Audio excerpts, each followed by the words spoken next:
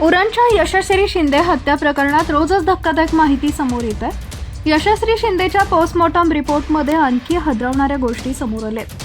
Police उपायुक्त विवेक पानसरे यांनी यशस्वीच्या postmortem रिपोर्टविषयी माहिती दिली आहे। तरुणीच्या शवविच्छेदन अहवालात तिच्यावर बलात्कार झाला नसल्याचं निष्पन्न झालंय।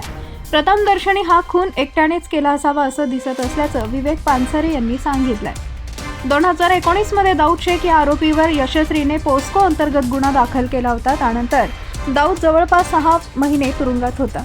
यानंतर दाऊद बाहेर आल्यानंतर त्यानं पुन्हा एकदा यशस्वीसोबत जवळीक केली असंही विवेक पानसरे म्हणाले। यशस्वीच्या शरीरावरच्या जखमा कसल्या? यशस्वीची हत्या केल्यानंतर तिच्या शरीरावर ज्या जखमा होत्या त्या काही प्राण्यांनी तिच्या शरीराचे लचके तोडल्याचं दिसून आलंय असंही पोलीस उपायुक्तांनी सांगितलंय। त्याला कोणत्याही क्षणी ताब्यात घेतलं जाईल। 4 टीम रवाना झाल्यात अशी प्रतिक्रिया विवेक पानसरे यांनी दिली आहे। दरम्यान या प्रकरणाचा तपास क्राईम ब्रँचकडे सोपवण्यात आलाय।